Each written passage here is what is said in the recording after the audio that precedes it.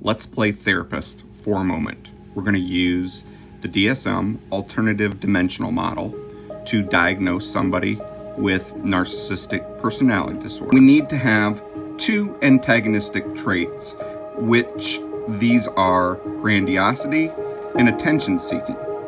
In regards to grandiosity, we want to identify, are they somebody that believes that they're more special or better than other people, that they're self-centered, condescending, or entitled? In regards to attention seeking, we're trying to identify, does this person seek admiration and wants to be the center of attention? If we can say yes to both of these criteria, then we move on to the level of functioning in regards to their identity, their self-direction, their empathy, and their intimacy.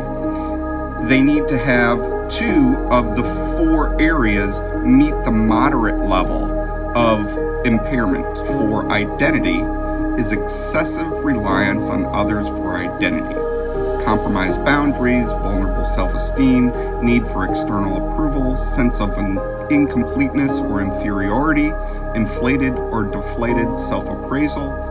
Emotional regulation depends on external approval, and threats to self-esteem may create rage or shame. Self-direction includes goals that are usually set to gain external approval. Goals may lack stability or coherence. Personal standards are often too high or too low. Fulfillment often lacks authenticity, and there's an impaired capacity to reflect on internal experiences. Now let's look at the moderate level of impairment for empathy.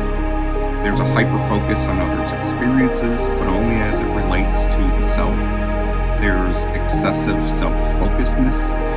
We're significantly compromised to appreciate another's experience, challenged with considerations of alternative perspectives, generally lack of awareness and not concerned with the effect of their own behavior on others, and is an accurate assessment of impact of behavior. Lastly, let's look at the moderate level of impairment of intimacy. There's a capacity to form social relationships, but they're often superficial. Intimate relationships are significantly based on meeting self-regulatory and self-esteem needs.